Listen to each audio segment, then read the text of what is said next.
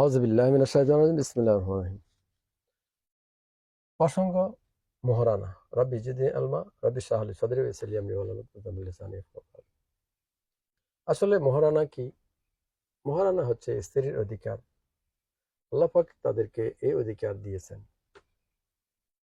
এখন এটা কখন আদায় করতে হয়? আসলে শরীয়ত মতে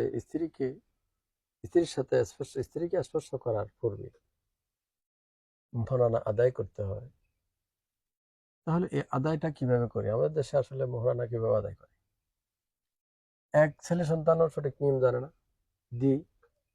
যে কন্যা সন্তান, যে মেয়ে, ওই মেয়েও জানে না যে কিভাবে মহারানা পরিশোধ করতে হয় বা আদায় করতে হয়, বা কিভাবে তার দায়িত্ব সে কিভাবে মহারানা আদায় করে নিবে স্বামীর থেকে, এটা জানে না।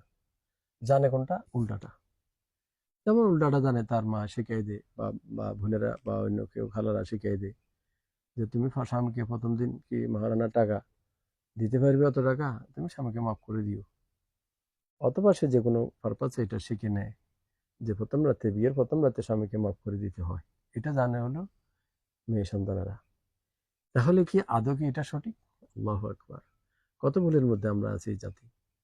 কিন্তু আজ পর্যন্ত কেউ এভাবে ক্লিয়ার কথা বলছে কিনা আমার জানা নেই। তাহলে একজন পুরুষ সন্তান, ছেলে সন্তান যে বিয়ে করে, তার দায়িত্ব হলো সে মোহরানা দেওয়া। এখন মোহরানা কত টাকা দিবে, কি আসবে? আমাদের দেশে যে সিস্টেমে বিয়ে হয়, এই মোহরানা কোনো পুরুষের দ্বারা দেওয়া সম্ভব নয়। কেন? যেমন ধরেন একটা মেয়ে যদি, কি আর বলবো, সুন্দরী হয়, ভালো হয়, ঘরের হয়, তখন সেখানে গার্ডিয়ান একটা সুযোগ নেয়, যে পাত্রের গার্ডিয়ানরা একটা সুযোগ নেয় যে আমরা তো মেয়ে তো সুন্দরী, ছেলেরা তো বিয়ে না করে উপায় নেই, পার পাবে না, ছেলেরা পছন্দ হয়েছে, তারপরে ছেলের মা বাবারও পছন্দ। তখন একটা সুযোগ নেয় যে এখানে 2 লাখ টাকা কামিন হলে সারে, সেখানে 10 লাখ টাকা কামিন ধার্য করে। জানা যে মেয়ে তো তারা বিয়ে করবে, আর ছেলেও জানে যে তারা কি আমি ছাড়বো নি, এত সুন্দর একটা মেয়ে পরীর মতো ফুটফুটে, তাহলে আমার 10 লাখ টাকা কামিন হলে অসুবিধা কি? এই টাকা তো দিতে হয় না বা দিয়ে দেওয়া লাগবে না। তাহলে আমার কি অসুবিধা কি? কিতাবের নাম হলে অসুবিধা কি? হ্যাঁ, মাসলা। আল্লাহু আকবার। তাহলে আসলে দেখেন যে এই যে কত রকমের ভুল ধারণা। তো এখন আজকাল ইদানিং আমাদের দেশে মোল্লারা ফতোয়া দেয়, তো যারা বিয়ের মহারানা পরিশোধ করেন নাই, বুড়া বয়সে মহারানা আদায় করে দিবেন। আরে বেটা, বুড়া বয়সে কি আদায় করে দিব? এটা তো বিয়ের প্রথম দিনে স্ত্রী মাফ করে দিছে, তাহলে আবার আদায় আসে কোত্থেকে? এটা তো স্ত্রীর মত। এখন বলবেন স্ত্রী তো জানতো না, তো না জানলে তারা বিয়ে বিয়ে বসতে বলছে কি? এই জন্যই আমার, তারপরে এলেম চর্চা করা ফরজ, এলেম জানা ফরজ প্রত্যেকটা পুরুষ এবং নারীর। বিবাহ পরবর্তী কিভাবে কি করতে হয়। তাহলে এই জন্য দেখেন, সে কি করলো? স্বামীকে মাফ করে দিল। সে মাফ করে দিল প্রথম রাতে, 10 লক্ষ টাকা মাফ করে দিল। ছেলে বললো ঠিক আছে, এগুলো আমি পরে দিয়ে দিব। স্ত্রীও খুশি, সেও খুশি। আসলে তো কিছুই খুশি না।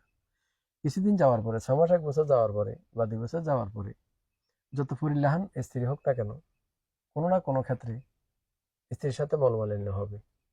মনোমালিন্য হলে তখন কি করবে? ওই স্ত্রী তখন দাবি করে বসবে আমার মোহরানা টাকা দাও, বা আমার মোহরানা টাকা দিতে হবে, বা তুমি বলছো পর্যায়ক্রমে দিবা, পরে দিবা। এই যে একটা, এবার একটা চুরাচুরি, মানে সংসারের ভিতরে এবার একটা ফাটল সৃষ্টি হয়ে যায় ক্রমান্বয়ে, যখন মানুষের ভিতরে, তখন স্ত্রী আর স্বামীর মধ্যে কোনো কারণবশত যদি মনোমালিন্য হয়, এই সুযোগটা তখন মেয়েরা নেয়। কিন্তু কোনো কোনো ক্ষেত্রে তারা সফল হয়, কোনো কোনো ক্ষেত্রে সফল হয় না। তাহলে এই বিষয়টা আমরা ক্লিয়ার করলাম। আসলে মোহরানা হতে হবে রসুলের সুন্নাহ অনুযায়ী, অর্থাৎ ছেলে মানুষ, অর্থাৎ যে বিয়ে করবে, সে যতটুকু তার সামর্থ্য আছে দিতে পারবে, সে অতটুকুই মোহরানা ধার্য করতে হবে। অর্থাৎ ক্যাশ টাকা সে যতটুকু দিতে পারবে বা বিয়ের দিন ততটুকু সে ধার্য করবে, বা কি পরিমাণ দিতে পারবে এটার উপরে। কিন্তু বাধ্যকতা এভাবে 10 লক্ষ টাকা 20 লক্ষ টাকা কামিন ধরি বাকি রাখা শরীয়তের হুকুম কিনা, আজ পর্যন্ত কোনো হুজুরে বলছে কিনা আমার জানা নেই।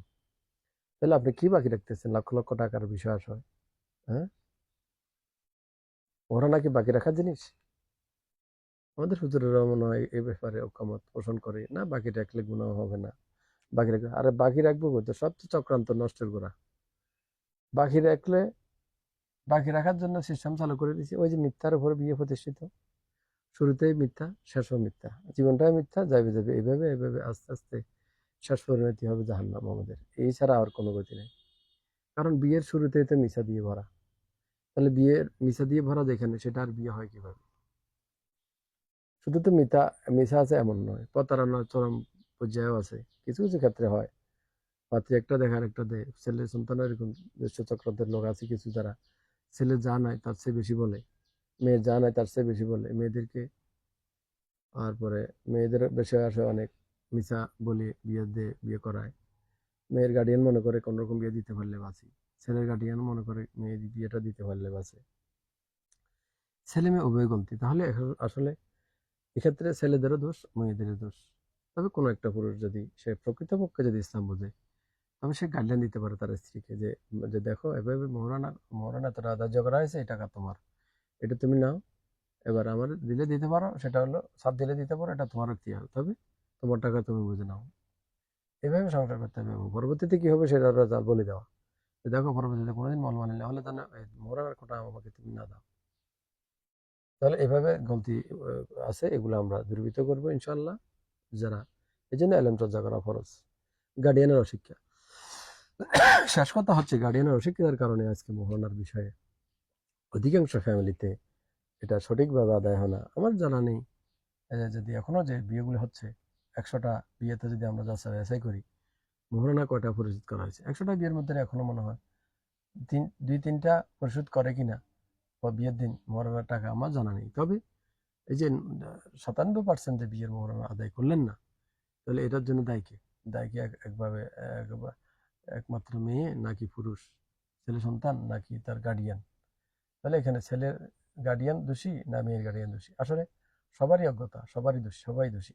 তবে এক্ষেত্রে আমরা যারা বিয়ে করব, আসলে অবশ্যই ইসলামের মতে, হুকুম মতে বিয়ের যাবতীয় নিয়ম কানুনগুলি যাতে আমরা মেনে চলতে পারি। তো আজ এ পর্যন্ত।